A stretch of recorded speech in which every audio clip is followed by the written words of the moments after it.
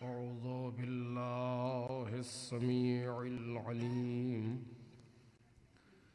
من الشيطان اللعين الرجيم. بسم الله الرحمن الرحيم. الحمد لله الذي إليه مصائر الخلق وعواقب الأمر. نحمده على عظيم إحسانه ونير برهانه ونوام فضله وامتنانه، حمدا يكون لحقه قضاء ولشكره أداء،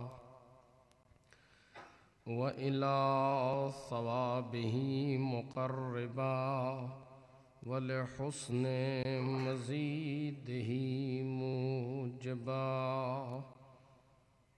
والصلاة والسلام والتحية والإكرام على أمينه وحبيبه وخيرته من خلقه وحافظ سره ومبلغ رسالاته، العبد المرتضى والنبي المجتبى والرسول المصطفى أبي القاسم محمد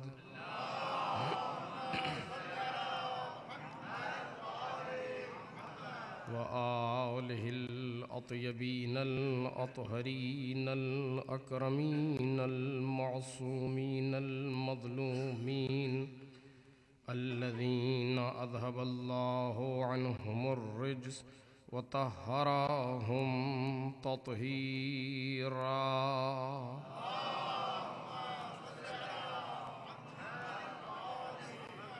لا سيما ابن الزهراء بقية الله وآيته الكبرى، واللعنة الأبدية على أعدائهم أجمعين. أما بعد، فقد قال الله الكريم في الذكر الحكيم: إنا عرضنا الأمانة على السماوات والأرض والجبال فأبينا أن يحملنها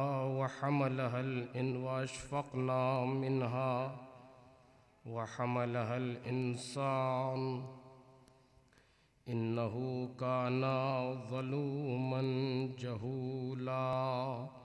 ويعذب الله المنافقين والمنافقات والمشركين والمشركات، ويتوب الله على المؤمنين والمؤمنات، وكان الله غفورا رحيما.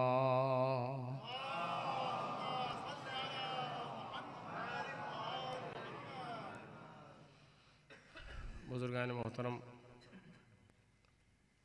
اور برادران عزیز، سورہ مبارکہ احزاب کی آخری دو آیتیں ہیں جن کے حوالے سے گفتگو جاری ہے۔ ارشاد خالق کائنات ہے کہ ہم نے امانت کو آسمانوں، زمین اور پہاڑوں کے سامنے پیش کیا تو انہوں نے اسے اٹھانے سے انکار کر دیا، اور انسان نے اس امانت کو اٹھا لیا۔ بے شک انسان ظلم کرنے والا ہے، نادان ہے۔ یہ سب پروردگار عالم نے اس لیے کیا تاکہ منافق مرد اور منافق عورتوں، مشرک مرد اور مشرک عورتوں پر عذاب کر سکے اور مومنین اور مومنات پر بازگشت کر سکے۔ اور خدا مغفرت کرنے والا، رحمت کرنے والا ہے۔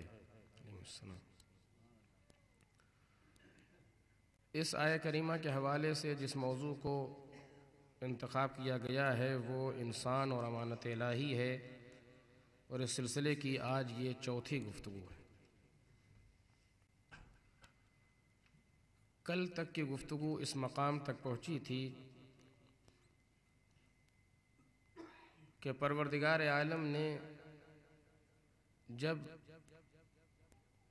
انسان کی اور دیگر مخلوقات کی صلاحیتوں کا مقایسہ کیا تو وہ صلاحیت جو انسان کے اندر پائی جاتی تھی کسی دوسری مخلوق میں نہیں تھی، لہٰذا اس نے یہ فرمایا کہ اس امانت کو انسان نے اٹھا لیا۔ اور جب اس بات تک ہم پہنچتے ہیں تو یہ ماننا پڑتا ہے کہ انسان وہ جو ہم سمجھتے ہیں وہ اور ہے، اور انسان وہ جو قدرت نے بنا کے بھیجا ہے وہ اور ہے۔ چونکہ ہم جس انسان کو سمجھتے ہیں وہ آسمانوں، زمین اور پہاڑ کے سامنے کیا ٹک سکتا ہے، اس کی خلقت تو اس سے کہیں زیادہ ضعیف ہے۔ لیکن انسان کے سلسلے میں جو بات قدرت کہہ رہی ہے وہ عجیب و غریب چیزیں ہیں جو پروردگار عالم کی طرف سے بیان ہو رہی ہیں۔ کہیں پر اتنا وسیع بتایا جاتا ہے، کہیں اتنا اس کو عظیم بتایا جاتا ہے، کہیں پر اس قدر اس کو سنگین بتایا جاتا ہے، کہیں کہا جاتا ہے کہ لقد کرمنا بنی آدم، ہم نے اولاد آدم کو مکرم بنایا، اور کبھی پروردگار کہتا ہے کہ هو الذی جعلکم خلائف الارض، وہی وہ خدا ہے جس نے تم کو زمین پر خلیفہ بنایا۔ یہ ساری چیزیں جب ہم دیکھتے ہیں قرآن مجید میں اور معصومین علیہم السلام کی احادیث میں تو ذہن یہ سوچنے پر مجبور ہو جاتا ہے کہ انسان کے اندر کوئی اور عنوان ہے، انسان کا کوئی اور رخ ہے جس پر اشارہ کیا جا رہا ہے۔ اور ایسا نہیں ہے کہ اس انسان سے مراد کوئی خاص انسان ہو جس کے لیے یہ بات کہی جا رہی ہو، نہیں، ایسا نہیں ہے، عام انسانوں کے لیے گفتگو ہو رہی ہے کہ امانت کو ہر انسان نے اٹھایا ہے، امانت ہر انسان کے ذمہ کی گئی ہے، یا مقام خلافت الہیہ ہر انسان کے لیے رکھا گیا ہے، تاج کرامت ہر انسان کے سر پر رکھا گیا ہے۔ لقد کرمنا بنی آدم، میں نے سال گزشتہ اس پر گفتگو کی تھی کہ لقد کرمنا بنی آدم، ہم نے اولاد آدم کو مکرم بنایا ہے، نہ مومن کہا ہے، نہ متقی کہا ہے، نہ مسلمان کہا، کچھ نہیں، اولاد آدم کیسا بھی ہو، کوئی بھی ہو، ہم نے اس کو مکرم بنایا ہے۔ خیر، اس میں ایک راز ہے جس پر اگر آج گفتگو ہو سکی تو ہو سکی، ورنہ بات کی تقاریر میں کہ پروردگار کہنا کیا چاہتا ہے کہ ہم نے انسان کو مکرم بنایا ہے، یا ہم نے اس کو مقام خلافت عظمیٰ و خلافت الہیہ عطا کیا ہے، یہ کون سی چیز ہے جس کے لیے پروردگار عالم اشارہ کر رہا ہے کہ وہ مقام خلافت انسان کو دیا گیا ہے کہ جہاں پر انسان پروردگار کا اس روئے زمین پر خلیفہ ہے۔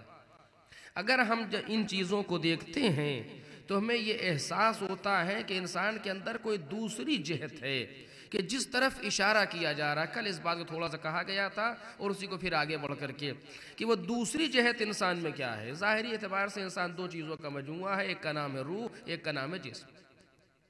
اس جگہ تک کل گفتگو پہنچی تھی، ایک کا روح نام ہے، ایک کا جسم نام ہے۔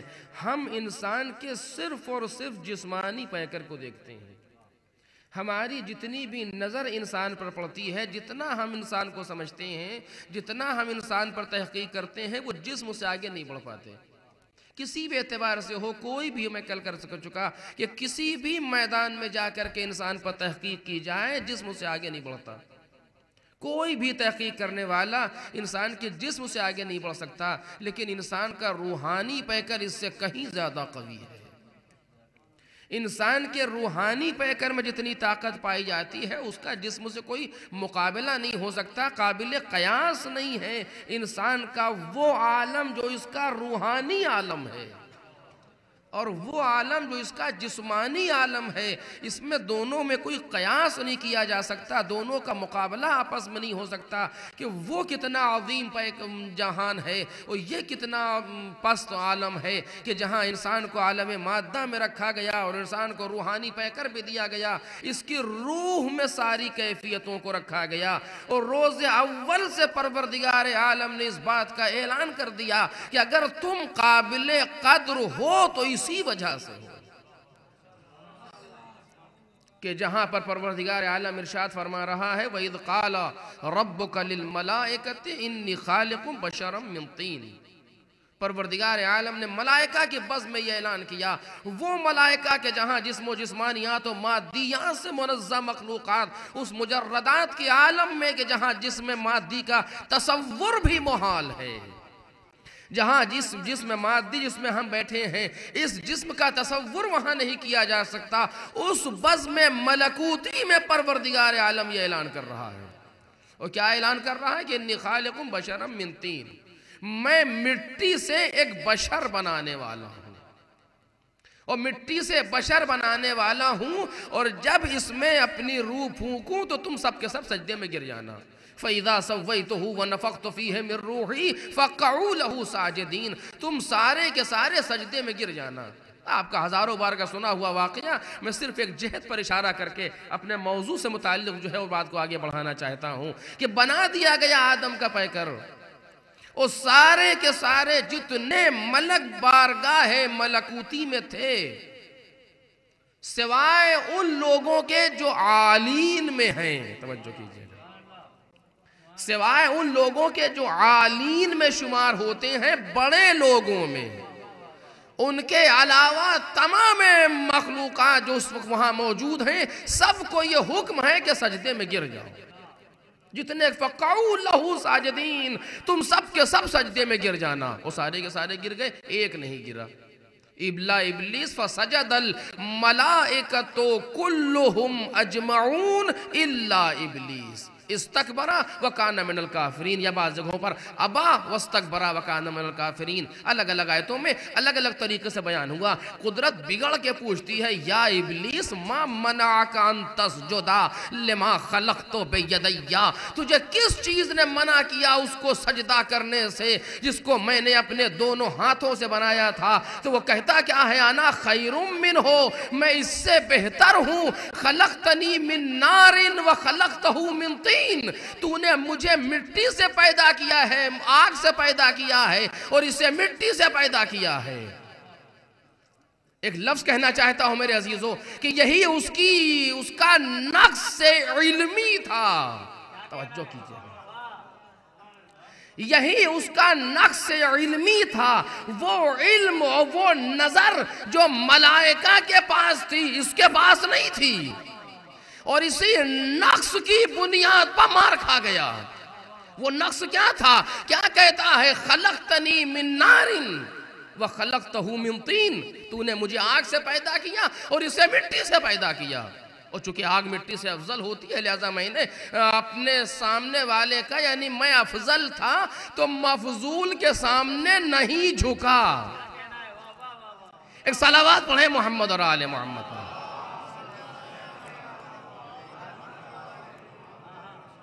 میں نے اپنے آپ کو بہتر سمجھا تو میں اس کے سامنے نہیں جھکا، میں نے سجدہ نہیں کیا۔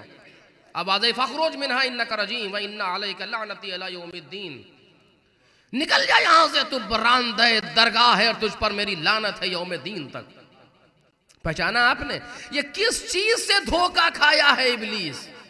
توجہ چاہتا ہوں میرے عزیزو، میں ایک بات کہنا چاہتا ہوں، شاید کوئی چیز ہو آپ کے سامنے، لیکن توجہ کیجئے گا، کس چیز سے دھوکہ کھا رہا؟ کہہ تو صحیح رہا ہے، کیونکہ میں مسلسل یہ بات کہتا چلا رہا ہوں آپ کے سامنے کہ یہ بارگاہ عزتی ہے، یہاں پر کوئی شے اعتباریات سے نہیں ملتی، حقائق پر ملتی ہے۔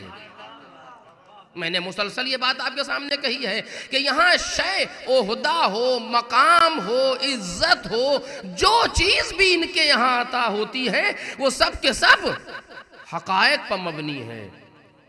ایسا نہیں ہے کہ کوئی کسی طریقے سے وارد ہو جائے یا کسی طریقے سے کوئی عہدہ حاصل کر لے کہ جس طریقے سے لوگ دنیا میں لے لیا کرتے ہیں وہ قدرت کے یہاں سے بھی لے لے. ایسا کوئی چکر نہیں ہے, ایسا کوئی طریقہ پروردگار کے یہاں نہیں ہے. اور اگر اہلیت ہے تو ملے گا.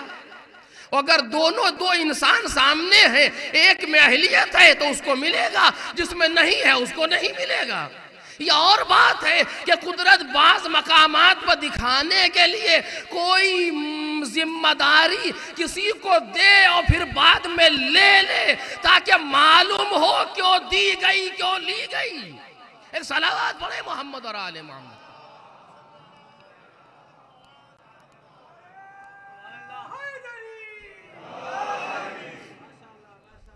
لیکن یہ ہے پروردگار کے یہاں ہے, اور آپ کو کہیں نہیں ملے گا اس طریقے سے کہ کسی کے پاس عظمت رہی ہو اور قدرت نے اس کو کسی کے سامنے جھکا دیا ہو. نہیں ملتا مجھے.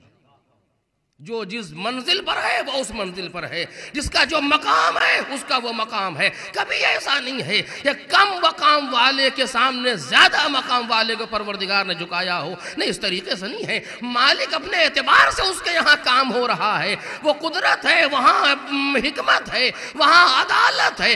عدل کا برتاؤ یہ ہے کہ وضع الشیء فی محل فہو العدل.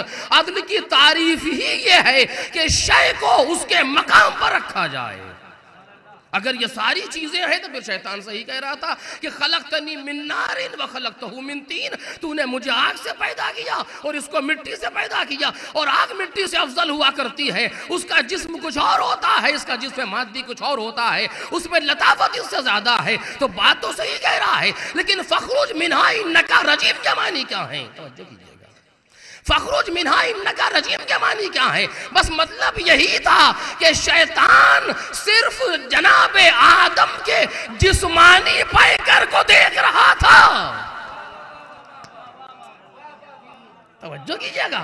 وہ فقط جناب آدم کے اور آدمیت کے جسمانی پیکر کو دیکھ رہا ہے. اس کی نظر روحانی پیکر پر نہیں ہے.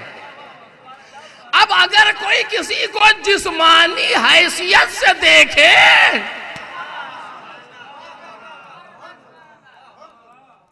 ایک صلوات پڑھیں نا محمد اور آل محمد.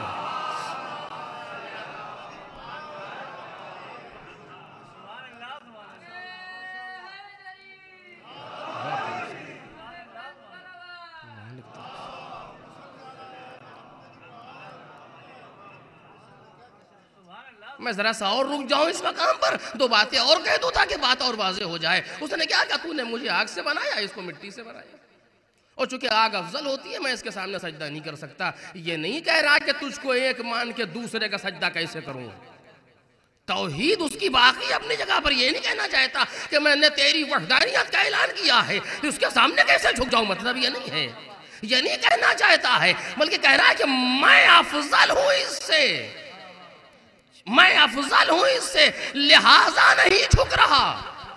دیکھ کیا رہا ہے؟ انسان کا, جناب آدم کا جسمانی پیکر, اور اس جسمانی پیکر سے آگے بڑھ کے نہیں دیکھ پا رہا.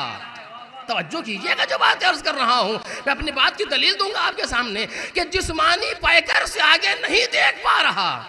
کیا دیکھ رہا ہے؟ دو آنکھیں. کیا دیکھ رہا ہے؟ دو کان. کیا دیکھ رہا ہے؟ ایک مختصر سا جسم. وہ کہتا ہے اس کے سامنے جھک جاؤں, یہ تو مجھ سے کم ہے. آپ نے پہچانا کہ انسان دھوکہ کہاں سے کھاتا ہے. توجہ کیجئے گا. آپ نے پہچانا کہ انسان دھوکہ کہاں سے کھاتا ہے.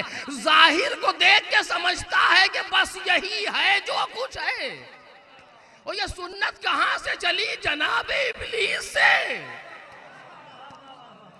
یہ سنت وہاں سے چلی ہے کہ ظاہر کو دیکھ کے سمجھے کہ بس یہی دھوکہ ہو گیا لوگوں کو. بس ہماری طرح اٹھتے ہیں, ہماری طرح بیٹھتے ہیں, ہماری طرح کھاتے ہیں, ہماری طرح چلتے ہیں, ہماری طرح سوتے ہیں, ہماری طرح جاگتے ہیں, بس ہمارے ہی طرح ہے. ایک صلوات پڑھ دیں محمد اور آل محمد.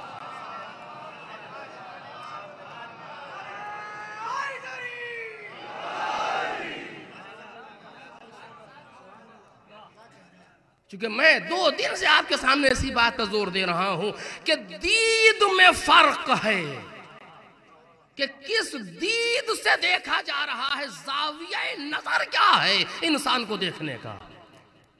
پوری دنیا نہیں دیکھ سکی انسان کو اس زاویہ نظر سے، جس زاویہ نظر اور جس عینک سے خدا دکھانا چاہتا ہے۔ میں ذمہ داری عرض کر رہا ہوں آپ کے سامنے کہ جس عینک سے خدا دکھانا چاہتا ہے، اس عینک سے آج تک دنیا انسان کو نہیں دیکھ سکی۔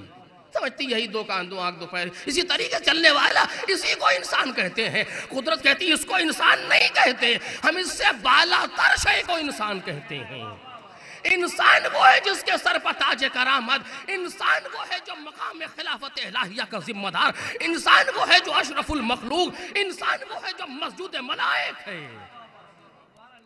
تو وہ کون سی شے ہے کہ جو انسان میں ہے اور کسی کو نہ دکھی؟ جتنے مقلدین ابلیس ہیں، کسی کو انسان کی وہ شے دکھی ہی نہیں، نہ اس کو دکھی تو نہ جتنے چلے سلسلہ چل گیا اسی جگہ سے، کسی کو نہیں دکھی۔ تو ایک سلسلہ ملکوتی ہے، توجہ کیجئے کہ جو لفظ کہہ رہا ہوں، ایک سلسلہ ملکوتی ہے اور ایک سلسلہ ابلیسی ہے۔ ایک جگہ انسان کے مادیات پر نظر ہے، جسمانیات پر اور بس، اور دوسری جگہ جسمانیات سے بڑھ کے اس کی روحانیت پر نظر ہے۔ توجہ کیجئے گا جو لوگ گزارش کر رہا ہوں، اس کی روحانیت پر نظر ہے۔ جو جسمانیات پر رک جاتا ہے اسے ابلیس کہتے ہیں۔ وہ ابھی ہو یا کبھی، اس سے بحث نہیں ہے۔ جو کسی اہم کو، کسی عظیم شخصیت کو اس کی جسمانیات میں خلاصہ کر دے، بھئی قرآن کی آیت پڑھو، ابلیس نے یہی تو کیا تھا بیچارے نے کہ خلقتنی من نار وخلقتہ من طین، جھوٹ بھی نہیں کہہ رہا، سچ کہہ رہا ہے کہ پروردگار تو نے مجھے آگ سے بنایا ہے، اس کو مٹی سے بنایا ہے۔ بات صحیح ہے کہ آگ مٹی سے افضل ہے تو کیوں جھک جائے، صحیح تو کہہ رہا تھا، لیکن صحیح اس طریقے سے کہہ رہا تھا کہ یہیں تک رک گیا، آگے نہ دیکھ سکا۔ جو قدرت دکھانا چاہتی ہے وہ دیکھ نہیں سکا، اور اس کے معنی یہ نہیں ہے قدرت نے بتایا نہیں تھا، نہیں بتایا ہے۔ ابھی آپ کے سامنے گزارش کروں گا، قدرت نے بتایا تھا لیکن آگے نہ بڑھ سکا اس کے۔ تو جو جسمانیات تک انسان کو محدود کرے وہ ابلیس ہے، اور جو جسمانیات سے بڑھ کے روحانیت پر نظر ڈالے وہ ملکوتی نظر ہے۔ توجہ کیجئے گا، وہ ملکوتی نظر ہے۔ اب اگر کوئی یہ سمجھے کہ یہ بالکل ہماری طرح سے ہیں، ہم میں ان میں کوئی فرق نہیں ہے، ہمارے بھی 2 ہاتھ، ان کے بھی 2 ہاتھ، ہمارے بھی 2 پیر، ان کے بھی 2 پیر، یہاں بھی 2 آنکھیں، وہاں بھی 2 آنکھیں، تو یہاں تک اگر نظر رہ جائے تو یہ وہی سلسلہ ہے کہ اس میں خلاصہ نہ کرنا۔ توجہ کیجئے گا، اس میں خلاصہ نہ کرنا۔ کیوں خلاصہ نہ کرنا؟ کہ ہماری 2 جہتیں ہیں، اور ان 2 جہت کو ذات واجب نے روز اول سے رکھا ہے۔ توجہ کیجئے گا، آغاز آدم، آدمیت نہیں، آغاز آدم ہے، اور 2 جہت کو دکھا رہا ہے خدا۔ توجہ فرمائیے گا، کیا ہے؟ انی خالق بشرا من طین، میں مٹی سے ایک بشر بنانے والا ہوں۔ اتنا کہا، اس نے سن لیا اور لے کے اڑ گیا، بس یہی۔ لیکن قدرت نے اس کے بعد بھی کچھ کہا، فَإِذَا سَوَّيْتُهُ فَقَعُوا لَهُ سَاجِدِينَ، فَإِذَا سَوَّيْتُهُ وَنَفَخْتُ فِيهِ مِن رُوحِي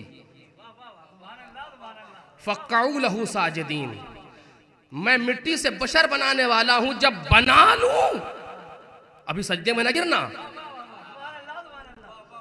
ابھی سجدے میں نہ گرنا، میں نے بنا لیا، بن گئے آدم، ہاتھ پیر منہ ناک کان سارا ساری چیزیں، مٹی کا پتلا بن کے تیار ہو گیا، ابھی سجدے میں نہ گرنا، جبکہ اس کو بھی میں نے بنایا ہے، تم نے نہیں۔ کاش بات واضح ہو جائے، اس کو بھی میں نے بنایا ہے، تم نے نہیں۔ قرآن کہتا ہے فَإِذَا سَوَّيْتُهُ، جب میں بنا لوں، متکلم کا صیغہ ہے میں بنا لوں، یعنی میں بنا رہا ہوں، تم نہیں، لیکن میرا بنایا ہوا بھی ابھی قابل سجدہ نہیں ہے۔ فَإِذَا سَوَّيْتُهُ، جب میں اسے بنا لوں، سجدے میں گرنا نہیں، ٹھہرو۔ وَنَفَخْتُ فِيهِ مِن رُوحِي، اور جب میں اس میں اپنی روح پھونک دوں، نہیں ابھی میں نے ترجمہ صحیح نہیں کیا، جب میں اس میں اپنی روح میں سے کچھ پھونک دوں، من روحی، توجہ کیجئے گا، روح میں سے پھونک دوں، بعض تو سجدے میں گر جانا، اور پھر قدرت نے لفظ فا کے ذریعے سے عطف کیا ہے، توجہ کیجئے گا، یہ عربی گرامر پر عرض کر رہا ہوں۔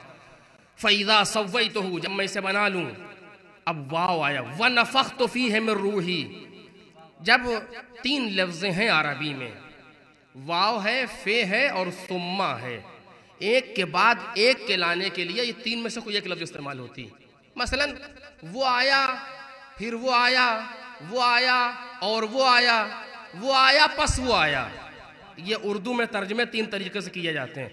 جہاں پھر آیا کے معنی ہے تھوڑا سا فاصلہ ہے، اور آیا وہ فلاں شخص آیا اور وہ آیا ہے، یعنی ممکن ہے کہ ساتھ میں ہو، ممکن ہے فاصلے سے آئے ہوں، دونوں کو بیان کرتا ہے۔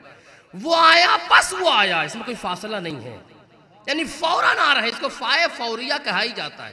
توجہ کیجئے گا، قدرت یہ نہیں کہتی پہلی جگہ پر ایک صلوات پڑھیں محمد اور آل محمد۔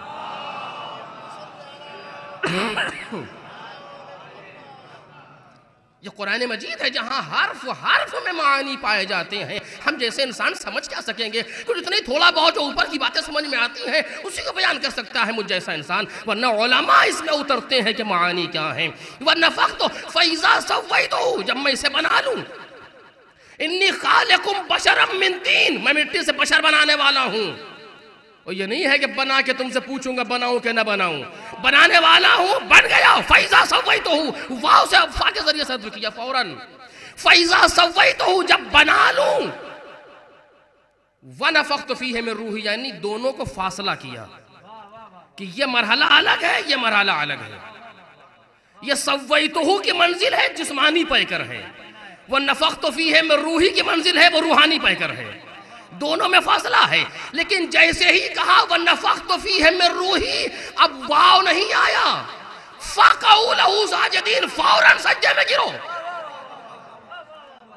جسم بن گیا، ٹھہرے رہو، لیکن جب روح آئے تو ٹھہرنا نہیں، اب نہ معلوم یہ روح کون ہے اور کیا ہے، کہ جس کی کیفیت ہی یہ ہے کہ جہاں آ جائے ساری پیشانیاں وہی خم ہوتی ہیں، چاہے آدم کے پیکر میں آئے، چاہے کعبے کے اندر آئے۔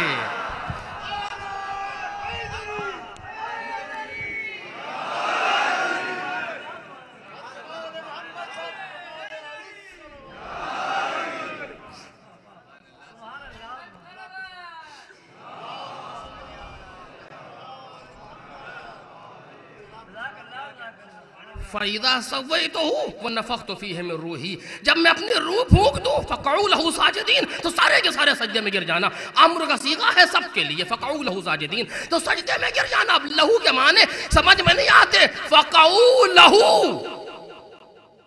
اب یہاں پر یہ جملہ بالکل اسی وقت آپ میرے ذہن میں آ رہا ہے، جلدی سرچ کر رہا ہوں آپ کے سامنے، ترجمہ سنیے گا، جب میں بنا لوں، اس میں اپنی روح میں سے کچھ پھونک دوں، کچھ حصہ، فَقَعُوا لَهُ، اب نہیں معلوم یہ سجدہ اس روح کے لیے تھا یا آدم کے لیے، اس کے لیے سجدے میں گر جانا، کس کے لیے؟ اب پلٹائیے، ضمیریں کہاں پلٹ رہی ہیں، فَقَعُوا لَهُ سَاجِدِينَ، فَقَعُوا لِلرُّوحِ سَاجِدِينَ، یا فَقَعُوا لِآدَمَ سَاجِدِينَ۔ ایک صلوات پڑھیں محمد اور آل محمد۔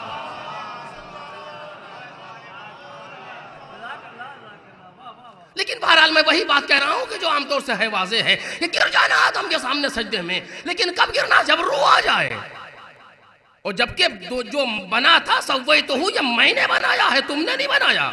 یہ بھی دست قدرتی ہی یہ کام کر رہا تھا، لیکن قدرت کا بنایا ہوا بھی ابھی قابل سجدہ نہیں ہے جب تک روح نہ آ جائے.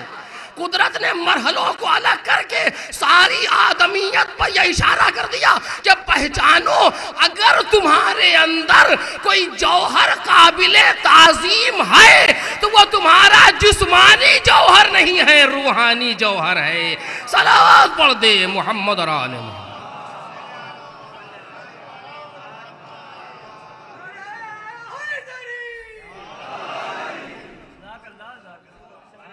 تو جناب آدم میں دو جہت ہیں جو خدا نے رکھی ہیں، دو دیکھنے کے طریقے، دو زاویے نظر ہیں، دو دید ہے جو پروردگار عالم نے رکھی ہے.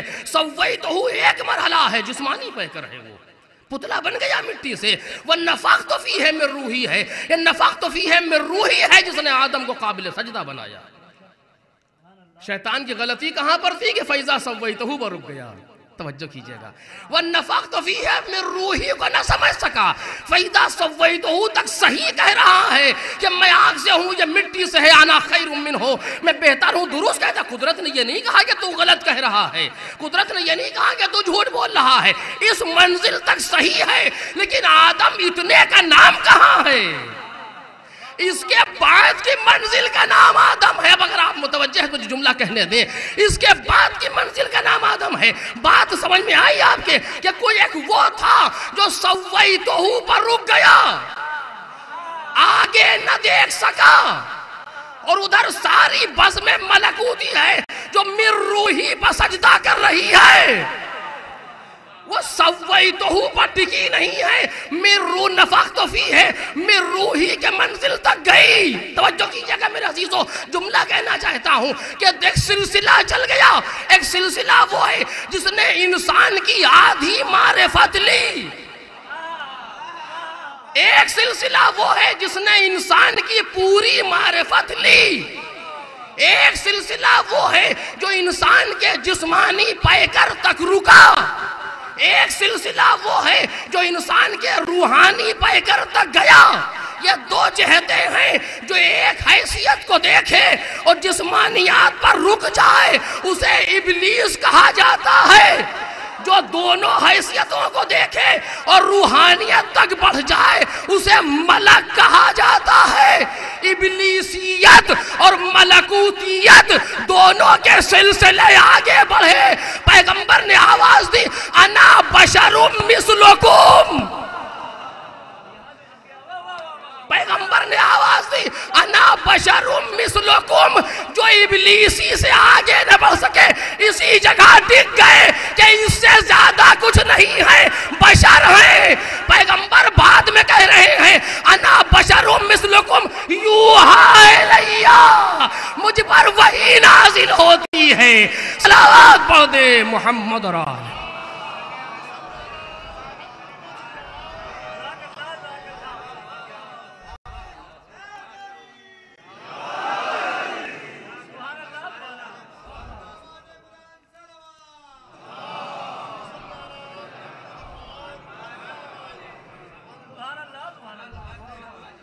جب دشمنوں کے سامنے پیغمبر کو لایا گیا تو وہ سمجھے کہ بس انا بشر مثلکم، بشر ہیں، بس بشر ہیں. یہ وہی ہے، خلقتنی من نار وخلقتہ من طین، بس مٹی ہیں.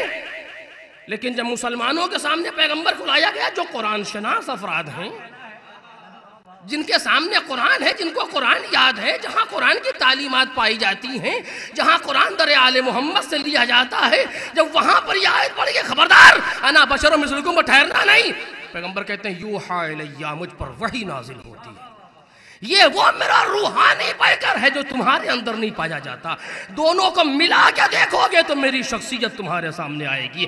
جسمانی اعتبار سے تم سے ملا ہوں، روحانی اعتبار سے اس سے ملا ہوں. ایک صلوات پڑھ دے محمد اور آل.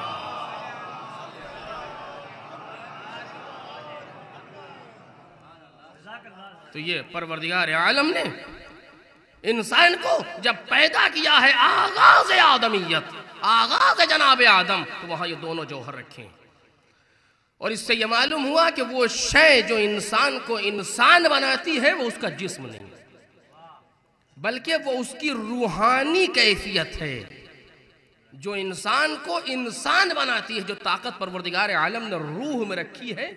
اس پر باقی گفتگو کل ہوگی کہ وہ طاقت جو پروردگار عالم نے روح میں رکھی ہے وہ طاقت ہے جو لقد کرمنا بنی آدم، وہ طاقت ہے کہ هو الذی جعلکم خلائف الارض، کہ تم کو ہم نے زمین پر خلیفہ بنایا ہے۔ جسمانی پتلے کو خلیفہ نہیں بنایا ہے، تمہارے روحانی پیکر کو خلیفہ بنایا ہے۔ کیا مطلب کہ دونوں الگ الگ ہیں؟ جی الگ الگ ہیں۔ جسم وہ کام نہیں کر سکتا جو روح کر سکتی ہے،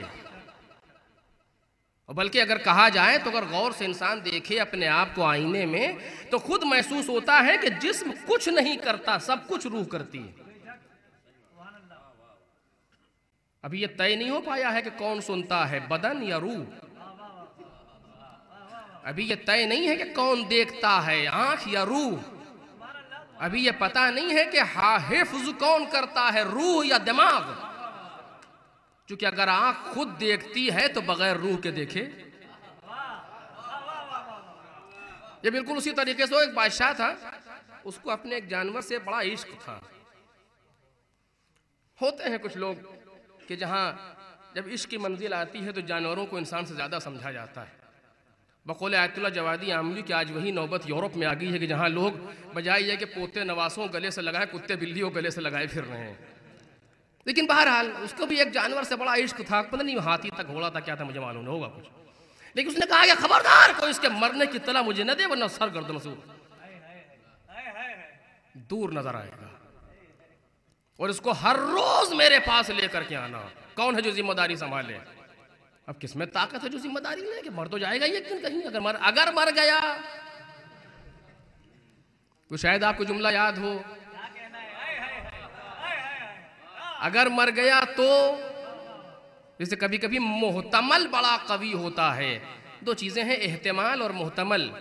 احتمال ممکن ہے ضعیف ہو کر، محتمل قوی ہو تو انسان دوڑ لیتا ہے پیچھے۔ اگر کوئی یہاں جھوٹ یہاں سے کہہ دے کہ فلاں جگہ مثلا ایک فلیٹ فری مل رہا ہے، دیکھیے کیا حال ہوتا ہے۔ چونکہ ممکن ہے کہ خبر ضعیف ہے، کب محتمل بڑا قوی ہے۔ جیسے ایک صاحب ایک بالٹی دہی ڈالے ہوئے سمندر میں اور اسے گھوٹ رہے تھے۔ کیا کر رہے ہو؟ کہ لسی بنا رہے ہیں؟ کہ ایک بالٹی دہی سے پورا سمندر کی لسی؟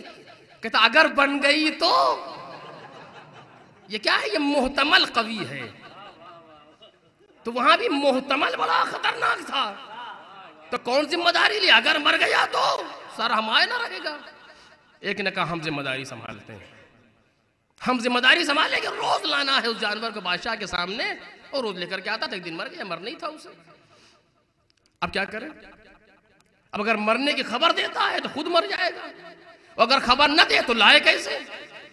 آیا بادشاہ کے پاس، کہنے لگا بادشاہ سلامت، آپ کا وہ جانور لیٹا ہے، نہ دیکھتا ہے، نہ سنتا ہے، نہ اٹھتا ہے، نہ بیٹھتا ہے، نہ چلتا ہے، نہ پھرتا ہے، نہ کھاتا ہے۔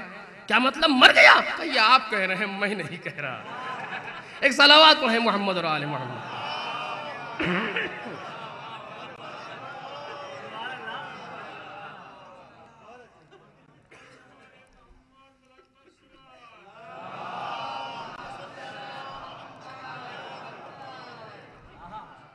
تو آپ نے دیکھا آنکھ ہے مگر دیکھتی نہیں ہے، زبان ہے مگر وہ کیا ہو گیا ہے تو وہی زبان بولے، کہا نہیں روح نکل گئی۔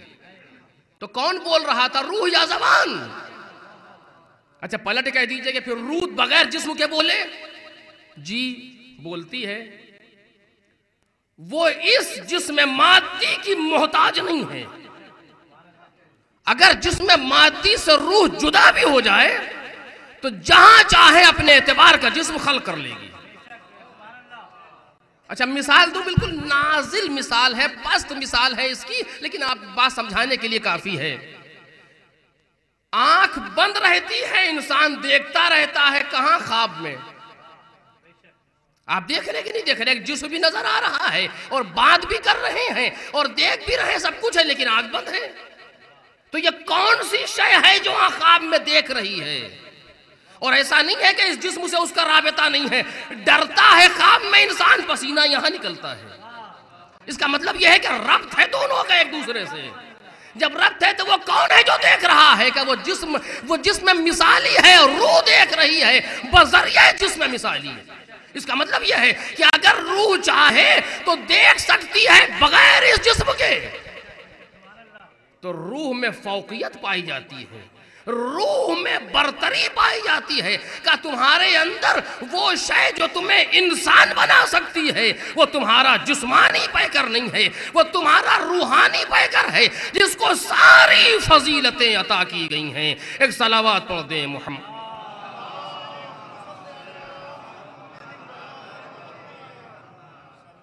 اور کتنے کمالات ہیں جو انسان روح کی وجہ سے انجام دیتا ہے، ورنہ جسمانی اعتبار سے تو انسان مجبور ہے، نہ جانے کتنا مجبور ہے کہ ایک وقت میں نہ یہاں جا سکتا ہے نہ وہاں جا سکتا ہے۔ ایک اس کے لیے زمین بھی، مکان بھی ضروری ہے، زمان بھی ضروری ہے، ساری چیزیں ہیں۔ جب جسم جہاں ہوگا تو کسی جگہ ہوگا، کسی وقت میں ہوگا، لیکن اگر جسم سے ماورا ہو جائے کوئی تو نہ زمان کی شرط ہے نہ مکان کی شرط ہے، وہاں کچھ نہیں ہے۔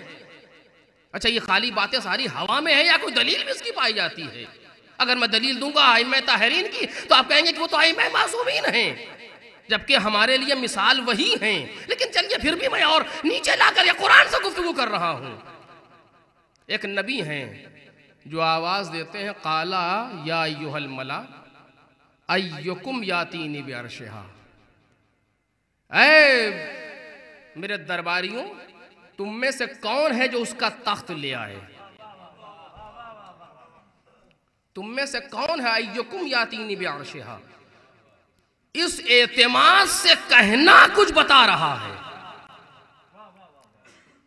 میں ایک لفظ کہہ رہا ہوں، اگر آپ اہل نظر ہیں تو غور کیجئے گا، اس اعتماد سے کہنا کچھ بتا رہا ہے، یعنی بتا یہ رہا ہے کہ میں لا سکتا ہوں۔ ورنہ اگر سب کے سب چپ ہو جائے کہ سرکار آپ ہی لے آئیے تو نتیجہ کیا نکلے گا؟ بقول علامہ جوادی مرحوم اللہ مقامہ ایک جگہ پر گئے، تنظیمی کانفرنس خود نقل کر رہے تھے، تنظیمی کانفرنس میں اور خود بھی تھے مولانا کرار حسین واحد، تو دونوں ساتھ میں بیٹھے تھے۔ بچوں نے قرآن پڑھنا شروع کیا حفظ کی بنیاد پر، اور پڑھتے رہے، لوگ داد دیتے رہے۔ انہوں نے کہا بس کیجئے صاحبزادہ، میں نے آپ کو 20 نمبر سے پاس کر دیا۔ تو کرار صاحب نے کہا کہ جب سنا رہا ہے تو سنتے کیوں نہیں؟ کہا خیریت ہے، اسے یاد ہے، اگر یہ کہیں بیچ میں بھول گیا تو نہ آپ کو یاد ہے نہ مجھے یاد ہے۔ ایک صلوات پڑھے محمد اور آل محمد پر۔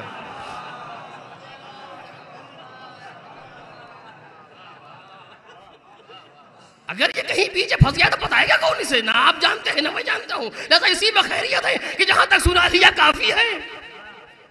تو وہاں کہہ رہا ایکم یاتینی بعرشہا، کون ہے جو لے آئے؟ اچھا اگر پورا سب چپ ہو جائے کہ اچھا آپ ہی لے آئیے تو کیا ہوگا؟ اس کے معنی یہ ہے کہ کچھ بتانا چاہتے ہیں کہ میں تو لا سکتا ہوں، تم۔ قال عفریت من الجن، جنوں میں سے ایک دیو نے، ایک بڑے جن نے کہا انا آتیک بہ قبل ان تقوم من مقامک، اس کے پہلے کہ اپنی جگہ سے آپ کھڑے ہوں یا اس کے پہلے کہ دربار برخاست ہو، میں جا کے لے آؤں گا۔ منگانا اور ہے، جا کے لانا اور ہے۔ انا آتی کا بھئی، میں جا کے لے آؤں گا اس سے پہلے کہ اپنی جگہ سے آپ کھڑے ہوں، یا یہ ترجمہ کرتے ہیں لوگ، یا یہ کہ اپنی اس سے پہلے کہ دربار برخاست کیا جائے۔ لیکن مزاج سلیمانی پر بہت گراں ہے، چونکہ تاخیر ہو جائے گی۔ کاش بات واضح ہو جائے، مزاج سلیمانی پہ یہ گراں ہے کہ بہت دیر ہے، خاموش ہے جناب سلیمان، ابھی جملہ کچھ کہیں اس سے پہلے برابر بیٹھے ہوئے شخص نے کہا انا آتی کا بہی قبل ان یرتد الیک طرفک۔ جناب سلیمان کے زمانے کی گفتگو ہے، آج بھی اتنی تیز رفتار سواریاں ایجاد نہیں ہو سکیں۔ توجہ کر رہے ہیں آپ؟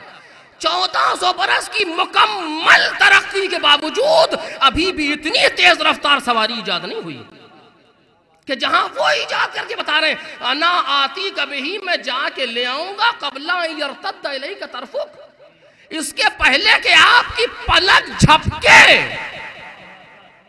اچھا کتنی دیر لگتی ہے پلک جھپکنے میں؟ کبھی ذرا غور سے دیکھیے۔ اس کے پہلے کہ پلک جھپکے میں جا کے لے آؤں گا، اور کہا نہیں تھا جا کے لے آئے، یہ جسمانی طاقت سے لے آئے جا کر کے۔ توجہ کیجئے گا، یہ جسمانی طاقت کی بنیاد پر لائے ہیں. جسمانی طاقت سے تو تخت بلقیس کو اٹھا نہیں سکتے. چیب رسے کے جا کے لے آنا یہ کون سی طاقت ہے جس سے جناب آصف ابن برقیہ جا کر کے لا رہے ہیں تخت کو؟ یہ روحانی طاقت. یہ وہ انسانی پیکر ہے جس کے لیے خدا آواز دیتا لقد کرمنا بنی آدم، ہم نے اولاد آدم کو مکرم بنایا، جس کے لیے آواز دی جا رہی ہے کہ هو الذی جعلکم خلائف الارض، ہم نے تم کو زمین پر اپنا خلیفہ بنایا ہے. اس طاقت کی بنیاد پر جا کے لا رہے ہیں. اور آ گیا بالکل سامنے لا کر کے پلک جھپکنے سے پہلے جناب سلیمان نے لا کر کے رکھ دیا. شیطان کو جواب دیا ہے، منہ پر تماچا مارا ہے، چونکہ شیطان جنوں میں سے تھا. وہ کہہ رہا تھا خلقتنی من نار وخلقتہ من طین، تو نے مجھے آگ سے بنایا، اسے مٹی سے بنایا.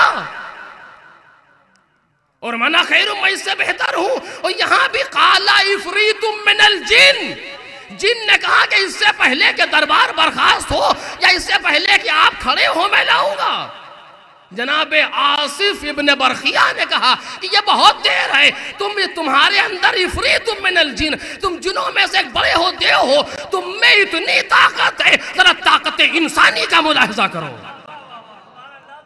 ذرا طاقت انسانی کا ملاحظہ کرو کہ ہم میں کتنی طاقت ہے. قبل ان یرتد الیک طرفک، اس سے پہلے کہ پلک جھپکے ہم لے آئیں گے. اب کیا کیا جائے کہ اگر ہم جیسے کم ظرف جنوں کے سامنے جھولیاں پھیلا دیں. ایک صلوات پڑھیں محمد اور آل محمد.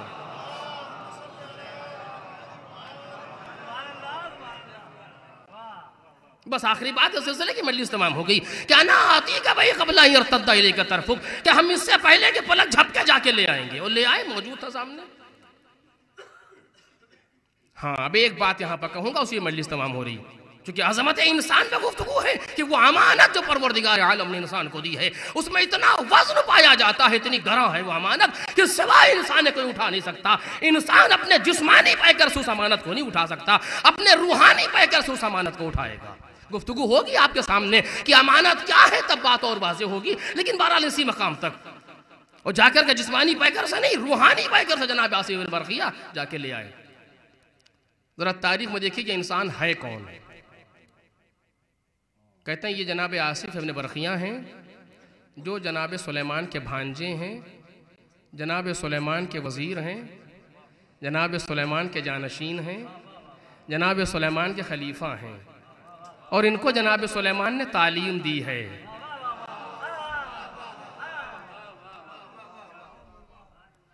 اس میں کون سی خاص بات تھی؟ میں نے خالی ایک بات آپ کے سامنے کہہ دی کہ یہ اتنے صفات ان کے اندر پائے جاتے ہیں، خلیفہ ہیں، جانشین ہیں، وزیر ہیں. اور انا آتی کا بہی قبلہ یرتد الیک طرفک، معیار خلافت رسول، معیار خلافت رسول، رسول کے خلیفہ کی طاقت، رسول کے جانشین کی عظمت. پہلی بات تو یہ ہے کہ وہ ہوگا جسے یہ پڑھائیں. اس میں آپ کے سامنے کیا حقائق کو بیان کیا جائے آپ مجھ سے بہتر جانتے ہیں. اور پھر اس کے اندر اتنی طاقتیں ہیں کہ تخت بلقیس جا کر کے پلک جھپکنے سے پہلے قبل ان یرتد، اس کے پہلے کے پلک جھپکے اس سے کم فاصلے میں جا کے لے آئے. تو اتنا ایسا وزیر جناب سلیمان کا ہوتا ہے جس میں اتنی دیر لگے وہ سلیمان کا وزیر ہوا کرتا ہے. اب ذرا سوچ کے بتائیے کہ جو اتنی طاقت رکھتا ہو، جس میں اتنا کمال ہو، وہ سلیمان کا وزیر بنتا ہے اور ان کا خلیفہ و جانشین بنتا ہے. اور جو فخر سلیمان پیغمبر کی جگہ پر آئے، اس میں کتنی طاقت ہونا چاہیے. توجہ کیجئے گا، اس میں کتنی طاقت ہونا چاہیے، اس کا کرائیٹیریا کیا ہوگا، اس کے حدود اربع کیا ہوں گے جو فخر جناب سلیمان حضرت محمد مصطفیٰ صلی اللہ علیہ وآلہ وسلم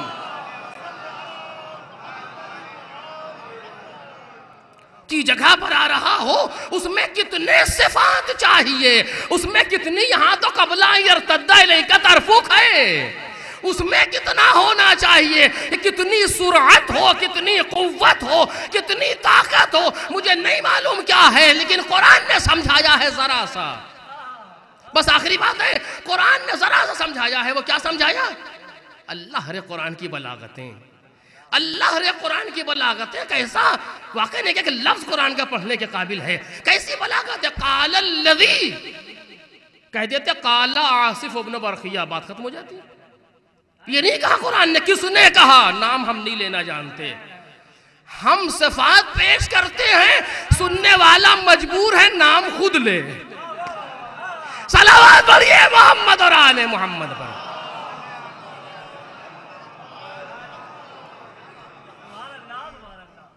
قال الذی عنده علم من الکتاب، قال الذی عنده علم من الکتاب، اس نے کہا جس کے پاس کتاب کا کچھ علم تھا. چونکہ ابھی نبوت مکمل نہیں ہوئی ہے تو کچھ ہے. قال الذی عنده علم من الکتاب، جس کے پاس کتاب کا کچھ علم تھا، اس نے کہا قبل یرتد الیک طرفک نبی خدا، اس کے پہلے کے پلک جھپ کے لے آؤں گا. اچھا کوئی اس کے علاوہ بھی کوئی شخص ہے قرآن کے دامن میں؟ کیونکہ یہاں تو کچھ ہے. اب جتنے بھی انبیاء کے وصی ہوں گے سب میں کچھ کچھ کچھ ہوگا. کوئی ہے جہاں سب کچھ ہو؟ جو جناب سلیمان کا وزیر ہے کچھ اس میں ہوگا، جو جناب موسیٰ کے وزیر ہارون کچھ ان میں ہوگا، جو جن کا ہوگا کچھ ان میں ہوگا. سب میں کچھ کچھ رکھا گیا ہے. کوئی ایسا ہے جس میں سب کچھ ملے؟ کیونکہ یہ رسالتیں جزئی ہیں تو وزارت میں علم بھی جزئی ہے. جہاں رسالت کلی ہو کہا اور کہیں نہیں ملے گا. چونکہ جناب سلیمان کے یہاں اگر یہ ہے تو جہاں جاؤ گے کچھ کچھ ملے گا. کہا پھر کہا جو آخری ہو، جو سب کچھ بن کے آیا ہو، اس کے پاس چلو. ہم یہاں آئے کہ یہاں دیکھیں کیا سب کچھ نظر آتا ہے. یہاں بھی کہا گیا وَيَقُولُ، یہ لوگ کہتے ہیں کہ لَسْ يَقُولُ الَّذِينَ كَفَرُوا لَسْتَ مُرْسَلًا، یہ لوگ جو کافر ہیں کہتے ہیں کہ آپ پیغمبر نہیں ہیں، آپ کو نہیں بھیجا گیا. قُلْ، ان سے کہہ دیجئے کَفَى بِاللَّهِ شَهِيدًا بَيْنِي وَبَيْنَكُمْ، ہمارے اور تمہارے درمیان گواہی کے لیے خدا کافی ہے. وَمَنْ عِنْدَهُ عِلْمُ الْكِتَابِ، اور وہ کافی ہے جس کے پاس سارا علم ہے کتاب کا. اب خود زمانہ سوچے، جب علم من الکتاب ہو، کتاب کا کچھ علم ہو، تو سرعت کا حال یہ ہے کہ قبل ان یرتد الیک طرفک.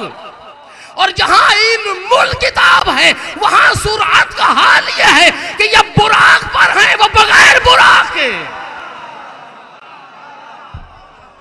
ایک صلوات پڑھیں محمد اور آل محمد.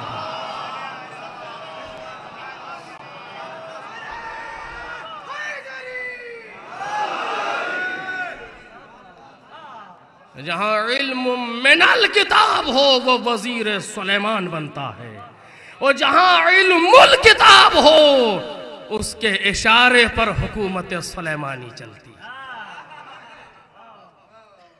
اس کے اشارے پر حکومت سلیمانی چلا کرتی ہے. بس کہاں تک عرض کروں تو یہ انسان کا روحانی پیکر ہے کہ جو اس کو عظمت دیتا ہے.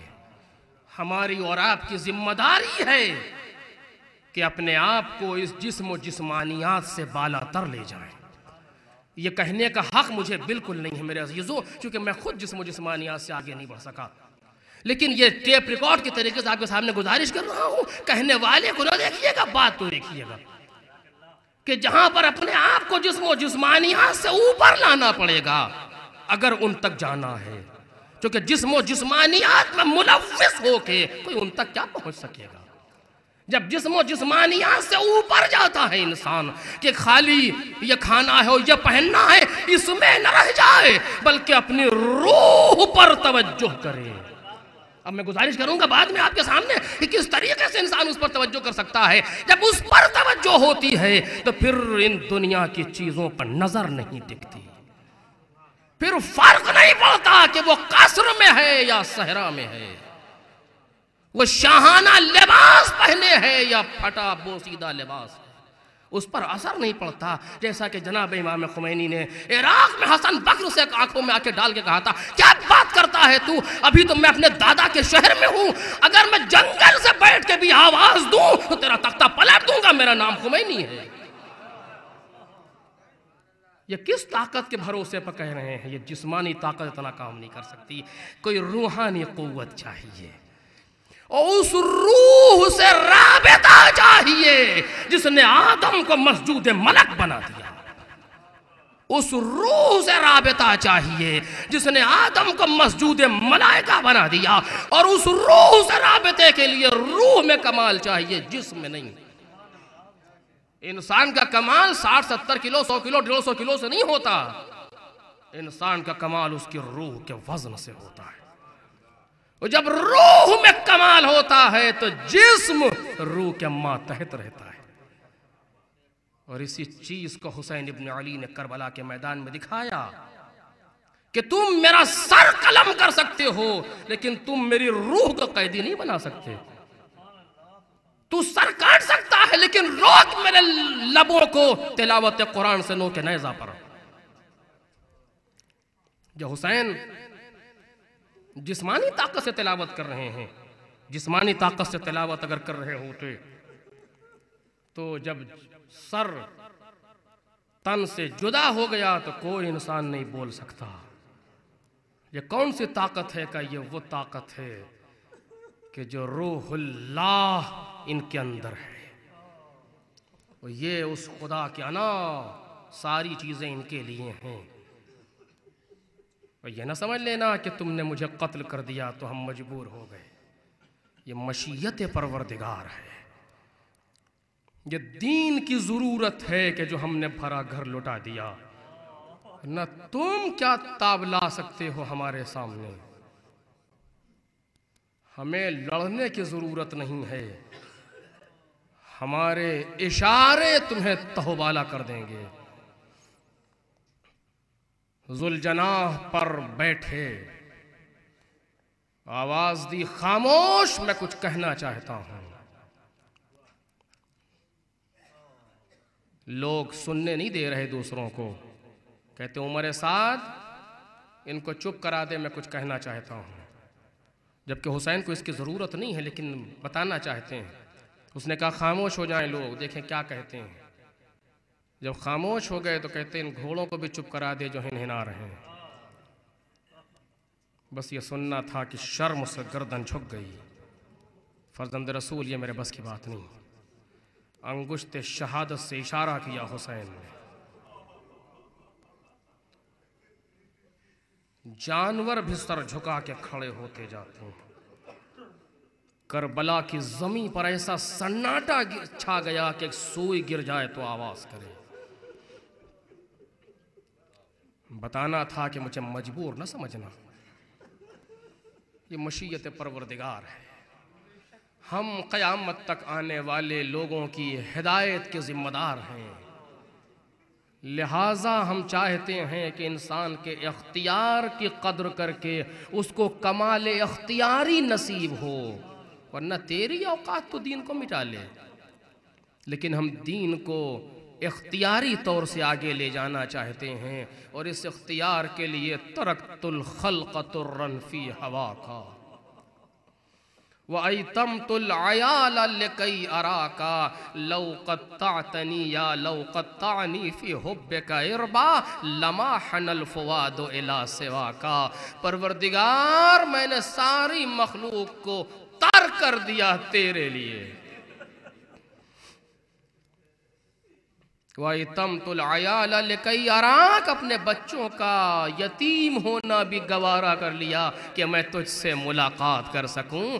اگر تیری محبت میں مجھے ٹکڑے ٹکڑے بھی کر دیا جائے تو میرا دل یہ تیرے علاوہ کسی اور کی طرف مائل نہیں ہو سکتا. یہ منزل حسین ابن علی ہے کہ جہاں اس طریقے سے پروردگار کی بارگاہ میں ہیں. لیکن ہاں عزیزو, عصر کے پہلے کا امتحان اور ہے, عصر کے بعد کا امتحان اور ہے. کہ جہاں عصر کے پہلے کا امتحان اپنے آپ کو مقام میں شہادت پلانا تھا، لیکن عصر کے بعد کا امتحان نہ پوچھو کہ جہاں گھر جل رہا۔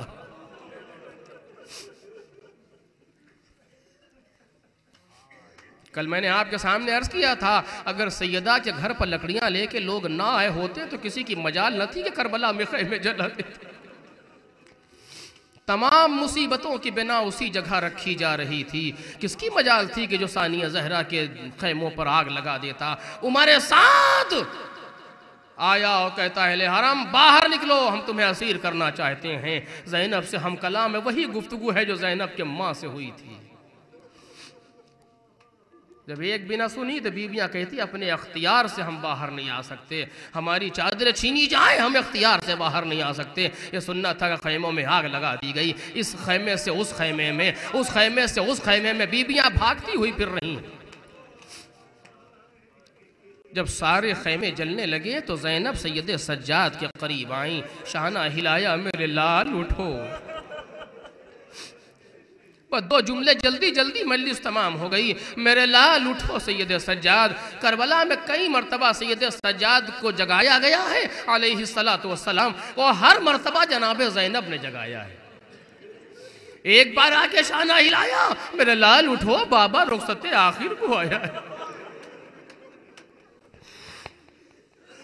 یہ جملہ سننا تھا، سید سجاد چونک کے اٹھے، وہ بھی اماں کیا کہا؟ بابا رخصت آخر کو آئے ہیں۔ کہاں ہے بابا؟ کا تمہارے بابا سامنے ہیں۔ اب جب مڑ کے دیکھا تو بابا کے بدن پر خون کی چھینٹیں پڑی ہیں۔ آپ کو معلوم ہے سب سے پہلا سوال کیا ہوا ہے؟ جب جناب سید سجاد نے پوچھ لے بابا کیا ٹھہری آپ کے اور اس قوم جفاکار کے درمیان کا؟ میرے لال جنگ شدید ہوئی ہے، جنگ شدید ہوئی ہے، خون زمین پر بہہ رہا ہے۔ تو پہلا سوال جو کرتے ہیں پوچھتے ہیں این عمی العباس؟ چونکہ باپ کے بدن پر زخم دیکھ رہے ہیں تو سید سجاد یہ تصور نہیں کر سکتے کہ چچا کے ہوتے ہوئے بابا پر زخم آ جائے۔ پہلا سوال کہتے ہیں پوچھتے ہیں چچا عباس کہاں ہیں؟ امام حسین نے سر جھکا کے کہا میرے لال قتلا۔ بس یہ جملے کا سننا تھا کہ چیخ ماری اور بے ہوش ہو گئے۔ یہ روایت کے فقرے ہیں۔ پھر جناب زینب نے سید سجاد کا بازو ہلا کے ہوش میں، اور ان کی بے ہوشی ہماری طرح کی بے ہوشی نہیں ہوتی ہے، وہ عالم غشوہ اسے کہا جاتا ہے۔ لیکن بہرحال جب پھر آنکھ کھلی تو ایک ایک کو پوچھتے ہیں این حبیب بن مظاہر؟ تو کہتے ہیں قتلا۔ ایک ایک کا نام لیا قتلا۔ آخر میں جناب سید سجاد کہتے ہیں، جملے مقتل کے پڑھ رہا ہوں اسے خطابت نہ سمجھیے گا، فرماتے ہیں این اخی علی؟ اے بابا میرا بھیا علی اکبر۔ بس جیسے یہ جملہ حسین ابن علی نے سنا تو بھائی کے لیے بھائی کی خبر مرگ بہت سخت ہے، وہ حسین ہی کا جگر تھا۔ امام حسین کہہ نہیں سکے قتلا، بلکہ حسین ابن علی نے بات کو بدل دیا، کہتے ہیں میرے لال بس یہ سن لو کہ مردوں میں یا تم ہو یا میں ہوں۔ لفظ قتلا نہیں کہا، یہ نہیں کہا کہ مارے گئے، کہتے بس مردوں میں یا تم زندہ ہو یا میں زندہ۔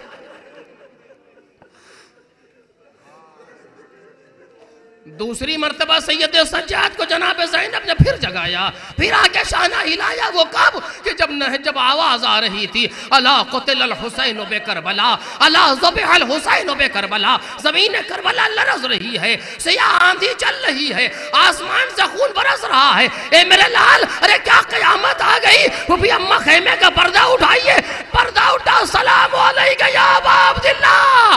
کہاں ہے بابا؟ نیزہ طویل پہ بابا کا سر دیکھئے۔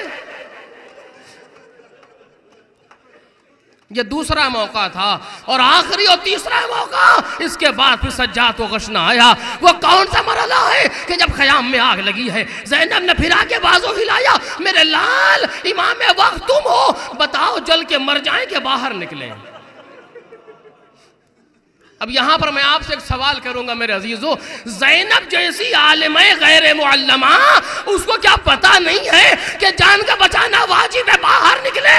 لیکن ہائے، زینب کے لیے دونوں مرحلے اتنے ہی سخت ہیں، جتنا سخت جل کے مرنا ہے اتنا ہی سخت بے ردا باہر جانا ہے۔ زینب کا قدم نہیں اٹھ رہا، حکم امام چاہیے، بس یہ سننا تھا۔ سید سجاد کہتے ہیں علیکن بالفرار، اے بوبی اماں خیموں کے باہر۔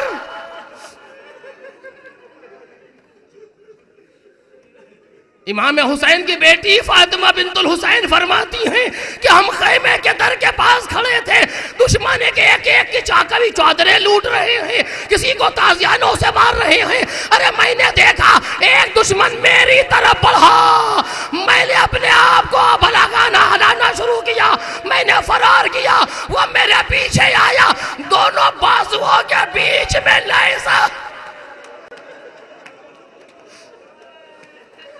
دونوں شانوں کے درمیان نیزہ لگا، منہ کے بل زمین پر گری، غش آ گیا۔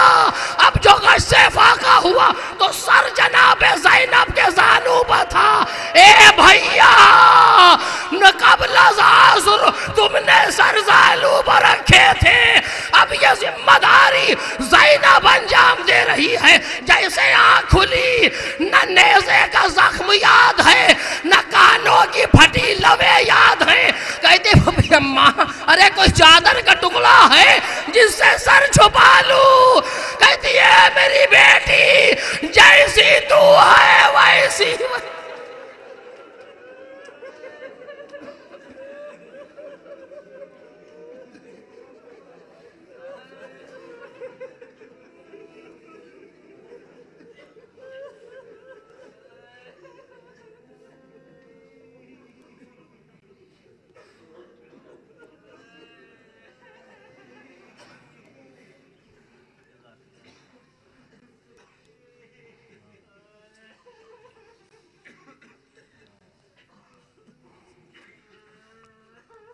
سَيَعْلَمُ الَّذِينَ ظَلَمُوا أَيَّ مُنْقَلَبٍ يَنْقَلِبُونَ أَلَا لَعْنَةُ اللَّهِ عَلَى الْقَوْمِ الظَّالِمِينَ إِنَّا لِلَّهِ وَإِنَّا إِلَيْهِ رَاجِعُونَ إِلَٰهِ رِضًا بِرِضَائِكَ وَتَسْلِيمًا لِأَمْرِكَ لَا مَعْبُودَ سِوَاكَ یا غیاث المستغیثین یا راحم المساکین یا ارحم الراحمین الہی بحق الزہراء و ابیہا و بعلہا و بنیہا و سر المستودع فیہا۔ پروردگارہ امام زمانہ کے ظہور میں تعجیل فرما۔ پروردگارہ ہم سب کو ان بزرگوار کے چاہنے والوں میں شمار فرما۔ پروردگارہ ہم سب کو معرفت محمد اور آل محمد سے سرفراز فرما، شفاعت محمد اور آل محمد سے بہرمند فرما۔ ہمارے دلوں میں دن بدن محبت محمد اور آل محمد کو اضافہ فرما۔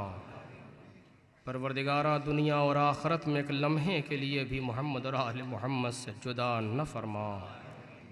پروردگارہ روز قیامت ہم سب کو محمد اور آل محمد کے ساتھ محشور فرما۔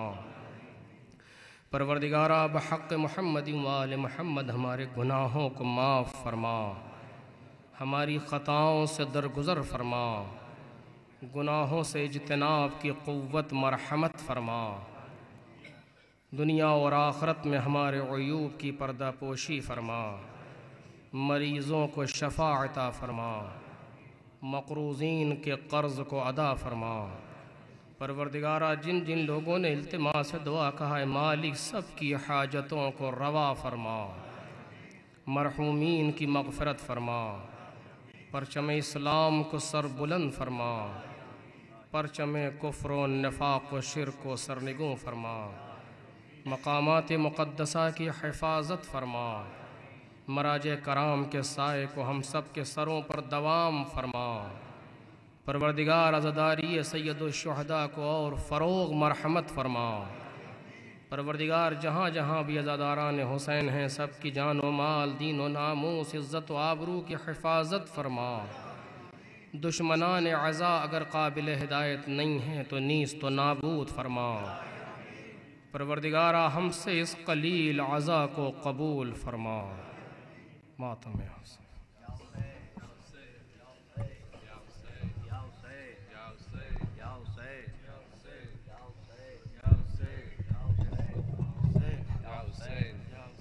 Ya Hussein.